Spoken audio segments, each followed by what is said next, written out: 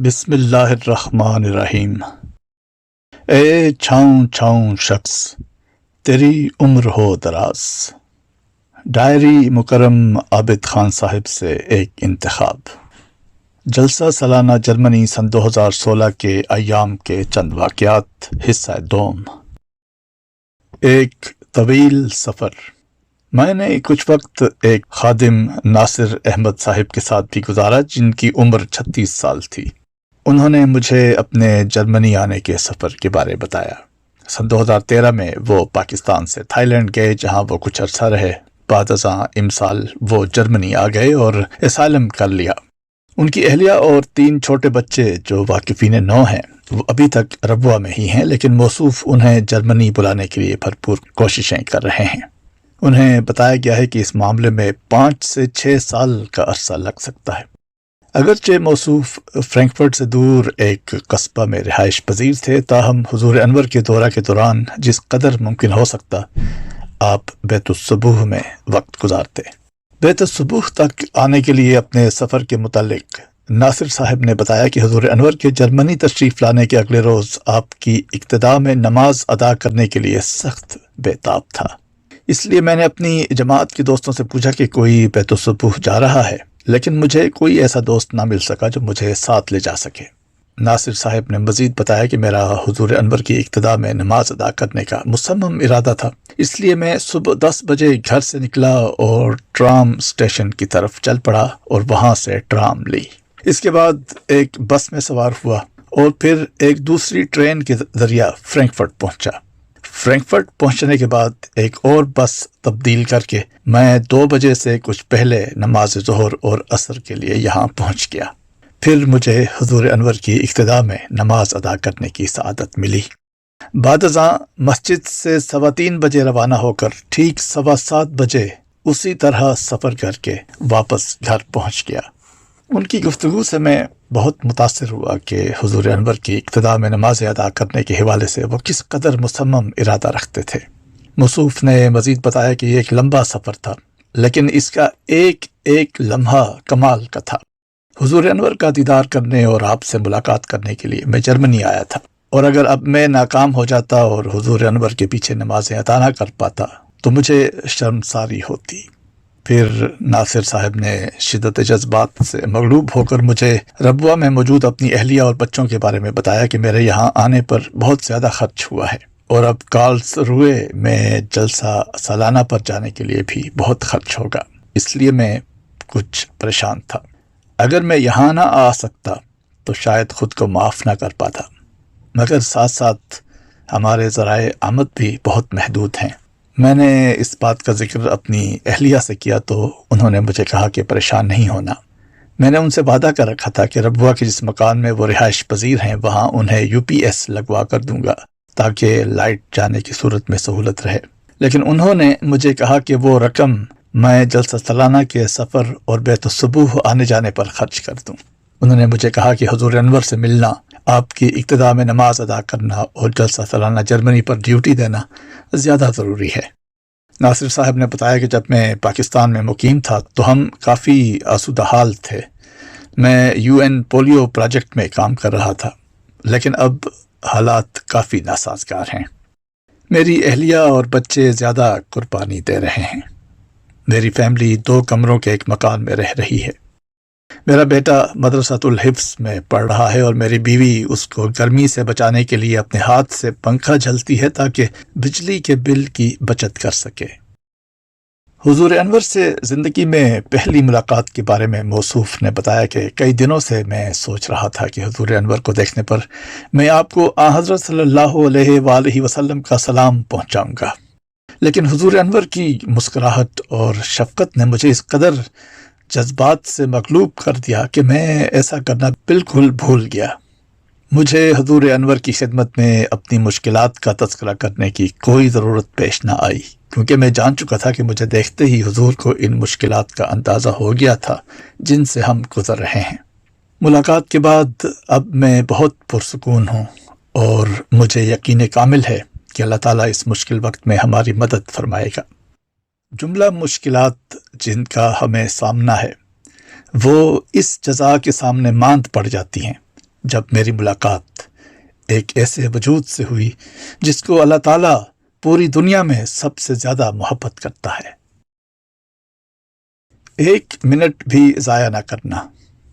جلسہ سالانہ جرمنی کے موقع پر جلسہ گاہ سے حضور انور کی رہائش چند 100 میٹر کی مسافت پر تھی، اس لیے وہاں پہنچنے میں چند منٹ درکار تھے۔ ان چند منٹوں میں بھی حضور انور جلسہ سالانہ کے انتظامات کے بارے میں استفسار فرماتے تھے۔ امیر صاحب یا دیگر عہدیداران میں سے کوئی کسی معاملہ کی بابت حضور انور سے رہنمائی اور ہدایات حاصل کر لیتا تھا۔ مثال کے طور پر ایک شام جب حضور انور واپس اپنی رہائش گاہ تشریف لے جا رہے تھے تو امیر صاحب جرمنی نے حضور انور کو بتایا کہ اگلے روز میڈیا سے تعلق رکھنے والے چند احباب خطبہ جمعہ میں شامل ہوں گے اور بہت سے احباب نے حضور انور کا انٹرویو کرنے کی درخواست کی ہے۔ اس کے جواب میں حضور انور نے فرمایا کہ ٹھیک ہے، وہ کل پرچم کشائی اور جمعہ سے بالکل پہلے انٹرویو کر سکتے ہیں۔ بعد ازاں حضور انور کے رہائش گاہ میں داخل ہونے سے چند لمحات قبل پرائیویٹ سیکرٹری مکرم منیر جاوید صاحب نے حضور انور کی خدمت میں دفتری خطوط اور رپورٹس کی فائل پیش کی۔ اس فائل کو اندر لے جانے کی بجائے حضور انور نے وہیں کھڑے کھڑے ملاحظہ فرمایا اور ان پر اپنے دست مبارک سے ہدایات تحریر فرمائیں۔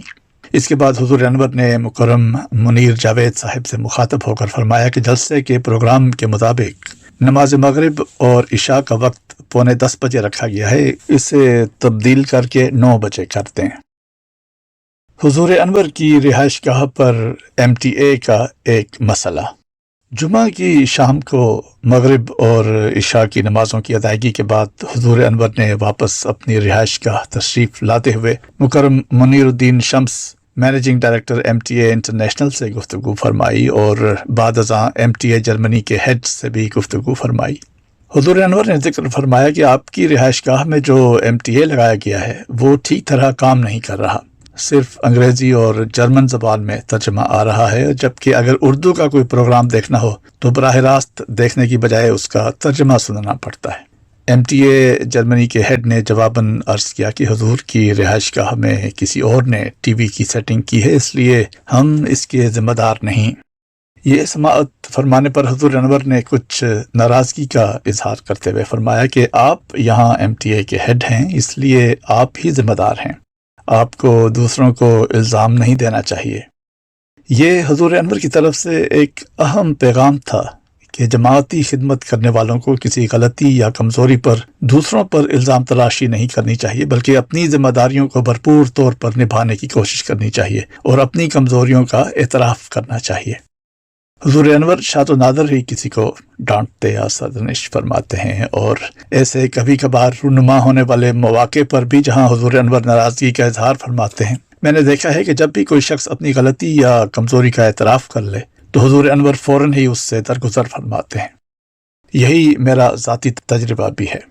چند دن قبل حضور انور نے خاکسار سے سن 2007 میں میرے وقف کرنے سے قبل جماعتی خدمت کے حوالے سے میرے ذاتی تجربہ کے بارے میں استفسار فرمایا۔ اس پر خاکسار نے عرض کی کہ ایک بار میرے بالا عہدیدار نے مجھے میری ایک غلطی پر سخت ڈانٹ پلائی۔ اس وقت میں مقامی عاملہ کا ممبر تھا۔ یہ سماعت فرمانے پر حضور انور نے استفسار فرمایا کہ تم نے مقامی عاملہ میں کتنا عرصہ خدمت کی ہے؟ جواب میں خاکسار نے عرض کی کہ شاید 1 سال یا 18 ماہ۔ پھر حضور انور نے استفسار فرمایا کہ تمہیں میرے ساتھ کام کرتے ہوئے کتنا عرصہ ہو گیا ہے؟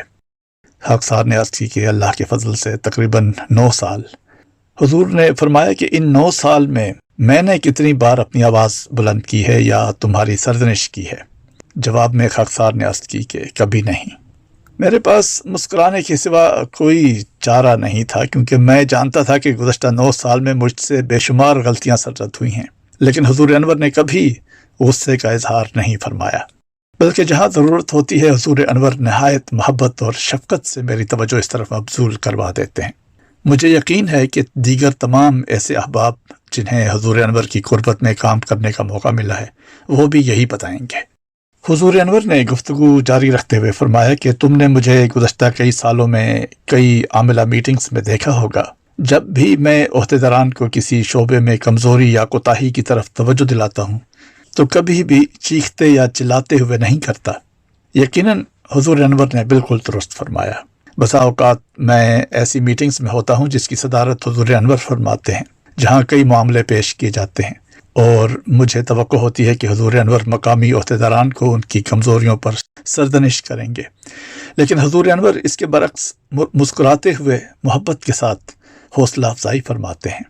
حقیقت یہی ہے کہ میں کبھی حضرت خلیفۃ المسیح سے زیادہ صبر، حوصلے اور درگزر کرنے والے وجود سے نہیں ملا۔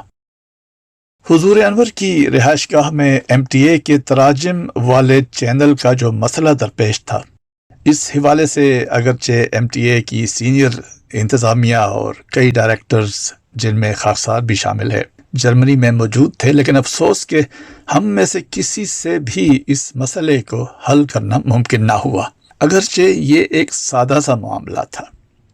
بالآخر 24 گھنٹے بعد حضور انور نے منیر اودے صاحب ڈائریکٹر MTA پروڈکشن کو بتایا کہ آپ نے خود ہی ٹی وی کی سیٹنگز ٹھیک کر کے اس مسئلے کو حل فرما لیا ہے۔ مترجم ابو سلطان معاونت مظفرہ ثروت۔ روزنامہ الفضل انٹرنیشنل، جمعہ 8 دسمبر سن 2023، صفحہ 8۔